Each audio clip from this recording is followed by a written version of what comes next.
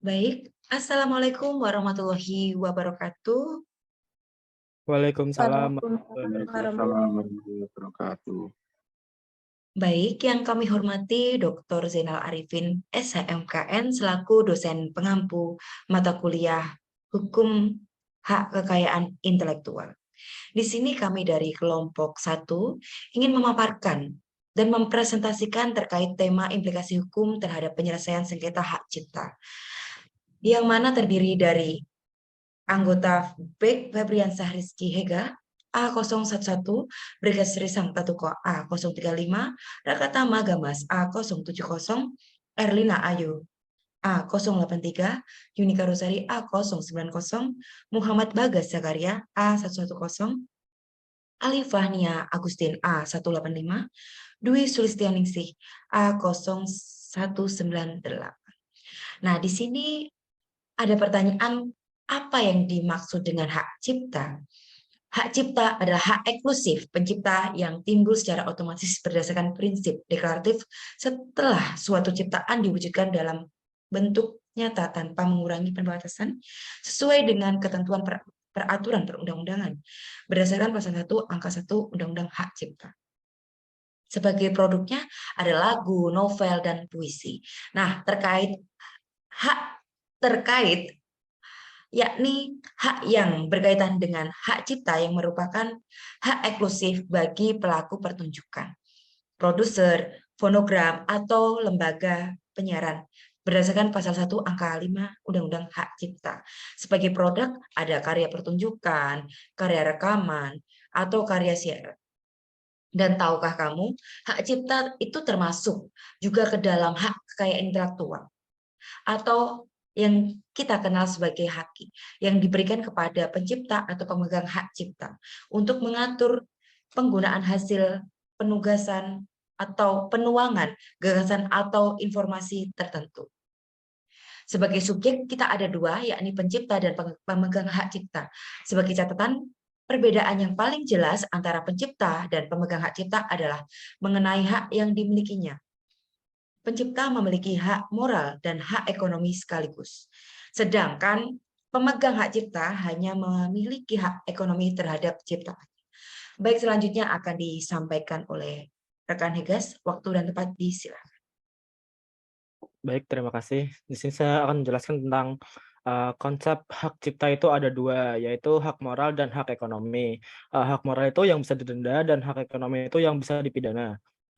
Lalu contoh pelaksanaan hak moral. Pencantuman nama pencipta pada ciptaan, walaupun misalnya hak cipta atas ciptaan tersebut sudah dijual untuk dimanfaatkan pihak lain, hak moral diatur dalam pasal 24-26 Undang-Undang Hak Cipta. Lalu selanjutnya ada objek hak cipta. Yang pertama ada ciptaan, hasil setiap karya pencipta dalam bentuk yang khas dan menunjukkan keasliannya dalam bidang ilmu pengetahuan seni dan sastra. Lalu menurut pasal 40 Undang-Undang Hak Cipta yang termasuk objek yang dilindungi oleh hak cipta diantaranya ada yang ada pamflet, perwajahan karya tulis yang diterbitkan dan semua hasil karya tulisan lainnya. Lalu ada ceramah, kuliah, pidato, dan ciptaan sejenis lainnya. Itu yang B. Untuk masa berlaku hak cipta tersendiri itu untuk perlindungan hak cipta seumur hidup pencipta plus 70 tahun. Untuk program komputer itu 50 tahun sejak pertama kali dipublikasikan. Untuk pelaku 50 tahun sejak pertama kali dipertunjukkan. Lalu untuk produksi rekaman itu 50 tahun sejak ciptaan difiksasikan. Yang terakhir ada lembaga penyiaran itu 20 tahun sejak pertama kali disiarkan. Dan catatannya apabila beli putus kembali lagi ke penciptanya setelah 25 tahun. Baik, selanjutnya bisa dijelaskan oleh Saudara Alifah. Terima kasih atas waktu yang diberikan kepada saya.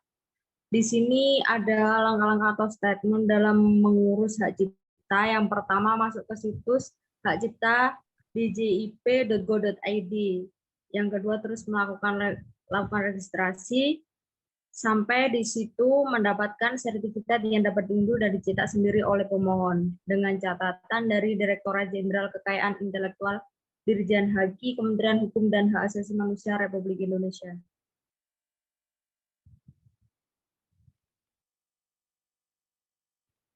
Fungsi pencatatan yang pertama yaitu untuk memudahkan pembuktian sengketa hak cipta, yang kedua menjadi catatan publik, yang ketiga memberi rasa aman bagi pemilik atau pemegang hak cipta. Dari sini juga kita juga mengambil hapusnya kekuatan hukum pencatatan ciptaan dan produk hak terkait terdapat dalam pasal 74 sampai 75 Undang-Undang Hak Cipta.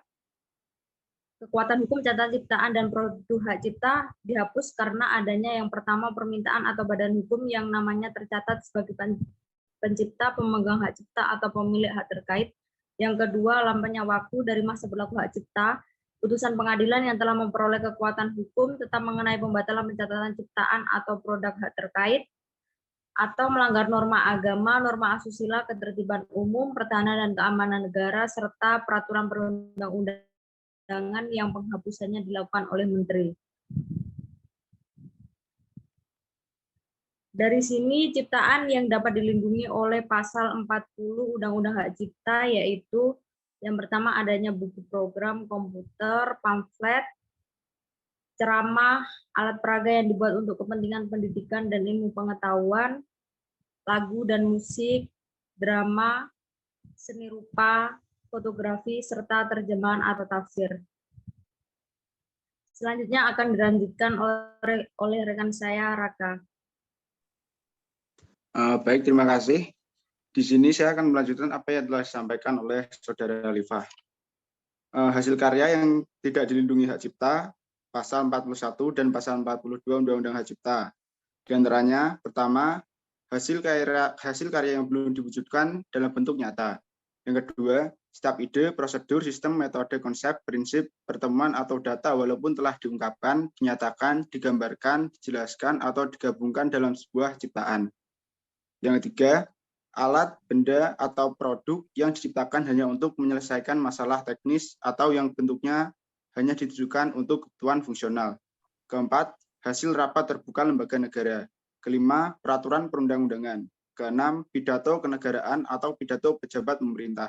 Ketujuh, putusan pengadilan atau penetapan hakim. Dan terakhir, kitab suci atau simbol keagamaan. Selanjutnya, mengapa harus ada Undang-Undang Nomor 8 Tahun 2014 tentang hak cipta?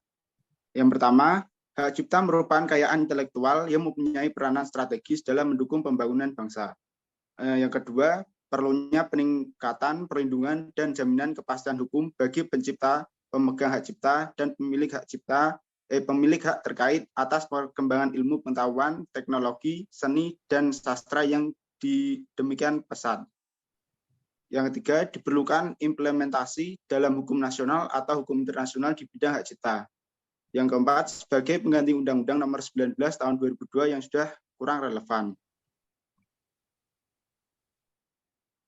Untuk peralihan hak cipta meliputi perwarisan, hibah, wakaf, wasiat, perjanjian tertulis, sebab lain yang dibenarkan sesuai dengan ketentuan peraturan perundang-undangan. Dengan catatan, hak cipta dapat dijadikan sebagai objek jaminan fidusia.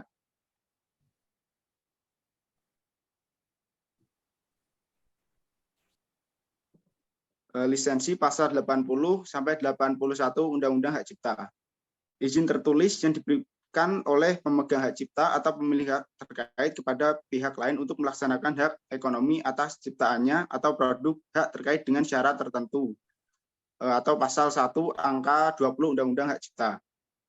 Yang pertama, pemegang hak cipta atau pemilik hak terkait berhak memberikan lisensi kepada pihak lain berdasarkan perjanjian tertulis untuk melaksanakan perbuatan komersil. Kedua, perjanjian lisensi berlaku selama jangka waktu tertentu dan tidak melebihi masa berlaku hak cipta dan hak terkait. Yang ketiga, pelaksanaan perbuatan komersi disertai kewajiban penerima lisensi untuk memberikan royalti kepada pemegang hak cipta atau pemegang hak terkait selama jangka waktu lisensi. Yang keempat, penentuan besar royalti dan tata cara pemberian royalti dilakukan berdasarkan perjanjian lisensi antara pemegang hak cipta atau pemilik hak terkait dan penerima lisensi. Dan yang terakhir, besaran royalti dalam perjanjian lisensi harus ditetapkan berdasarkan kelaziman praktik yang berlaku dan memenuhi unsur keadilan.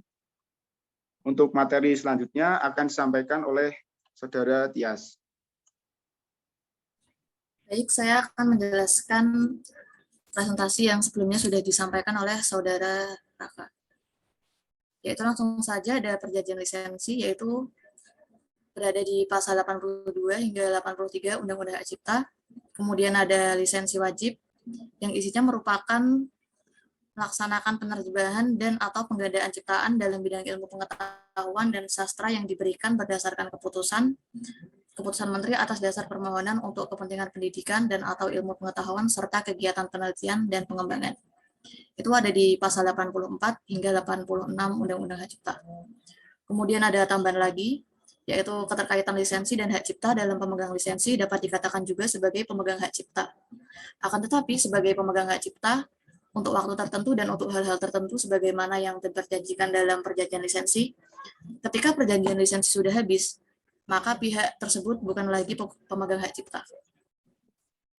Next. Kemudian upaya yang dapat dilakukan apabila terjadi pelanggaran hak cipta, yaitu bisa melalui penyelesaian sengketa perdata dan juga bisa melalui penyelesaian tuntutan pidana pelanggaran.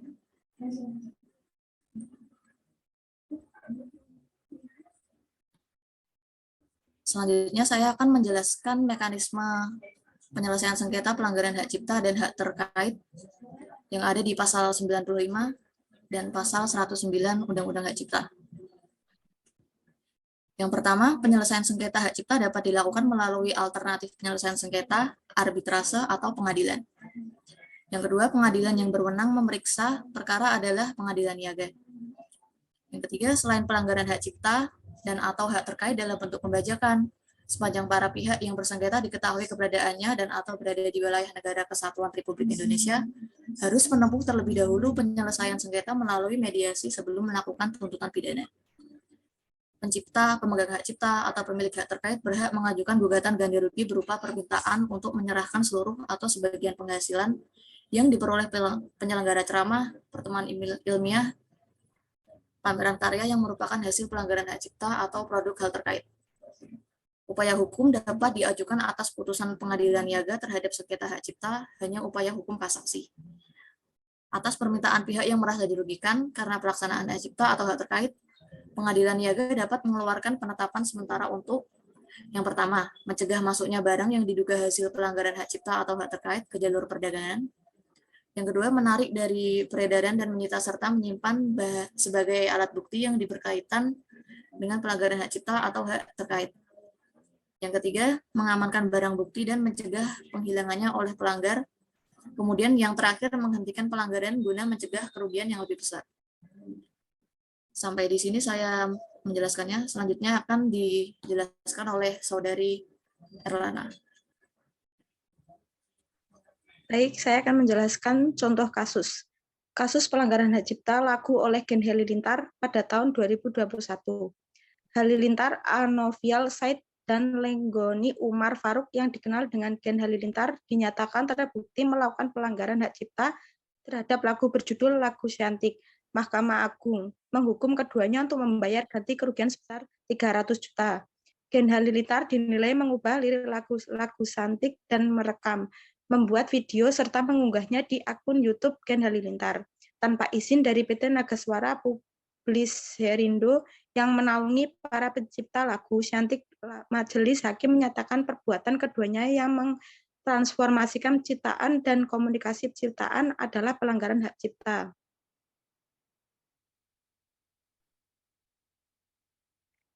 Ketentuan pidana atas pelanggaran hak cipta pasal 112 sampai 119 Undang-Undang Hak Cipta. Setiap orang yang dengan tanpa hak melakukan perbuatan menghilangkan, mengubah atau merusak untuk penggunaan secara komersial dipidana dengan pidana penjara paling lama 2 tahun dan atau pidana denda paling banyak 300 juta rupiah. Selanjutnya, setiap orang yang mengelola tempat perdagangan dalam segala bentuknya yang dengan sengaja dan mengetahui membiarkan penjual dan atau penggadaan barang hasil pelanggaran hak cipta dan atau hak yang terkait di tempat perdagangan yang dikelolanya dipidana dengan pidana denda yang paling banyak 100 juta rupiah. Setiap orang yang tanpa persetujuan dari orang yang dipotret atau ahli warisnya melakukan penggunaan secara komersial pegadaan, pengumuman, pendistribusian, atau komunikasi, atau potret untuk kepentingan reklam atau periklanan untuk penggunaan secara komersial, baik dalam media elektronik maupun non-elektronik, dipidana dengan pidana denda paling banyak Rp500 juta.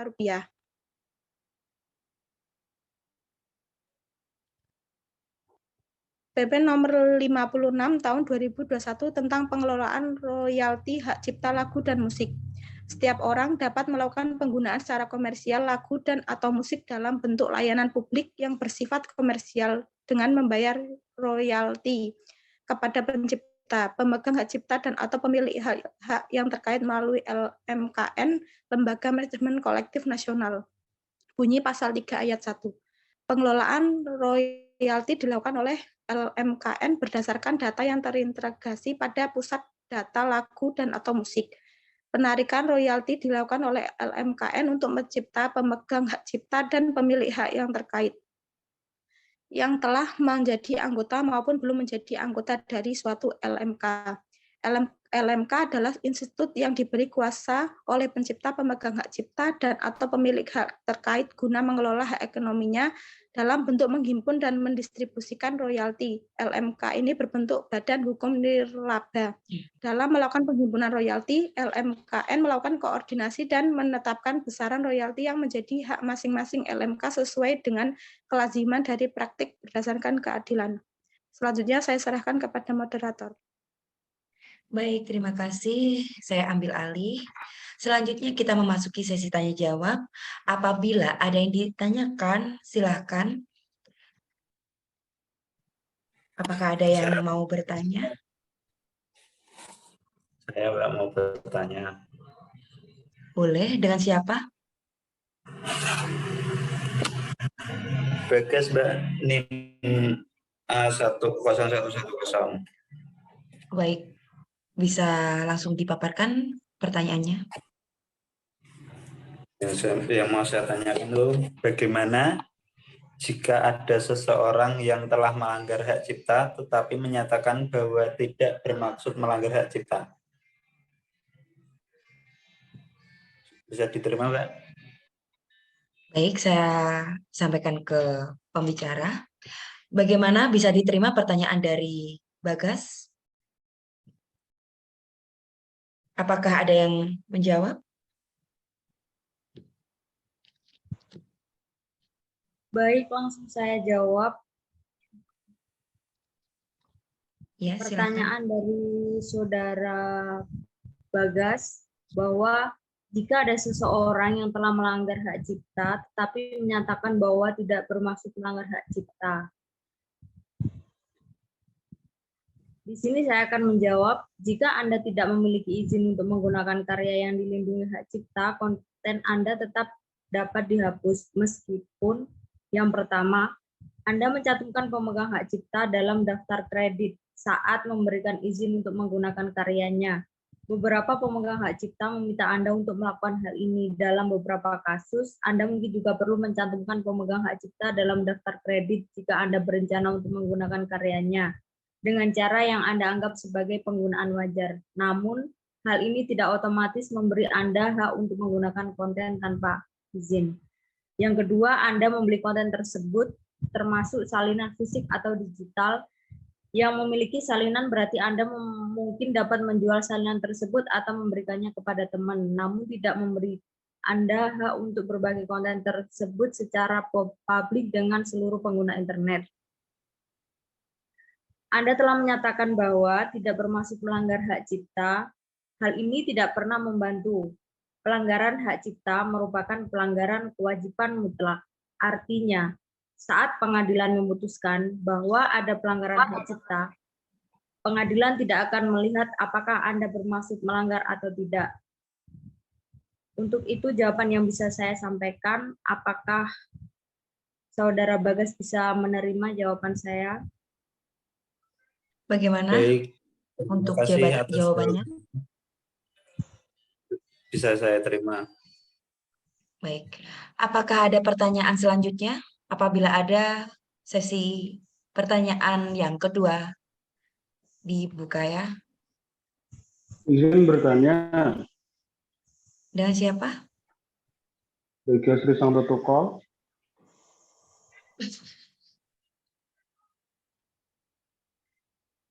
Ya, disilakan. Izin bertanya terkait materi yang sudah tidak dipaparkan oleh pembicara. Pertanyaan saya menyorot slide bagian penataan hak cipta. Pertanyaan saya adalah adakah jika tidak mencatatkan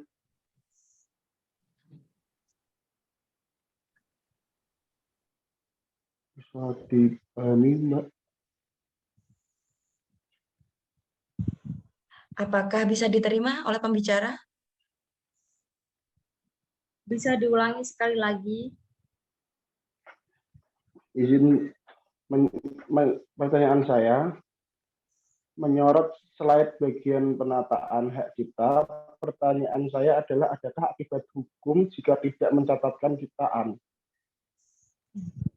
Bisa diterima? Baik. Apabila bisa, silakan dijawab. Baik, terima kasih Mas Bergas atas pertanyaan yang diberikan kepada pemateri. Mengenai pertanyaannya tadi menyorot slide bagian pencatatan hak cipta, yang mana pertanyaannya, adakah akibat hukum jika tidak mencatatkan ciptaan?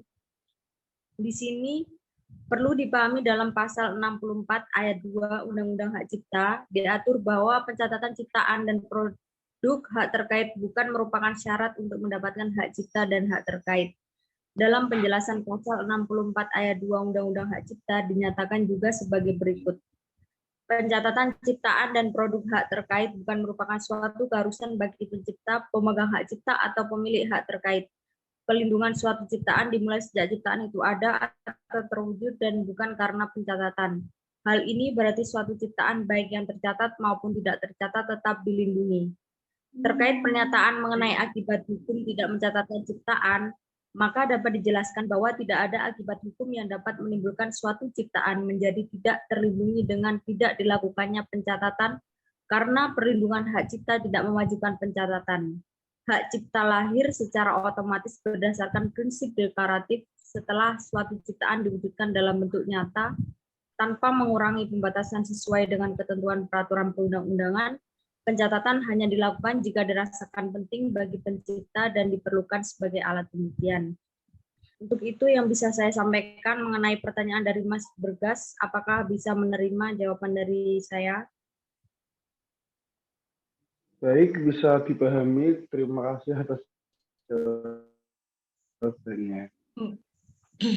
Baik, sesi tanya jawab udah usai dan memasuki apa yang sudah disampaikan oleh teman-teman, bisa saya artikan atau simpulkan bahwa sengketa perdata yang terjadi tiap-tiap pelanggaran hak cipta diupayakan penyelesaian melalui alternatif penyelesaian sengketa, arbitrase atau pengadilan. Undang-undang ini menempatkan agar penyelesaian sengketa perdata dapat diselesaikan secara cepat, murah, dan biaya ringan sesuai dengan asas peradilan yang dianut oleh atau dalam sistem peradilan perdata Indonesia. Dan juga penyelesaian tuntutan pelanggaran hukum pidana dikenal sebagai ultimum remedium atau sebagai alat terakhir apabila usaha-usaha lain tidak bisa dilakukan. Ini disebabkan karena sifat pidana yang menimbulkan nestapa penderitaan. Kendati demikian, tidak semua orang berpendapat bahwa pidana itu menimbulkan penderitaan. Setidak-tidaknya dalam pidana itu mengandung pikiran-pikiran melindungi dan memperbaiki pelaku kejahatan. Sekian yang bisa kelompok kami sampaikan. Wassalamualaikum warahmatullahi wabarakatuh. Waalaikumsalam warahmatullahi wabarakatuh. Good job.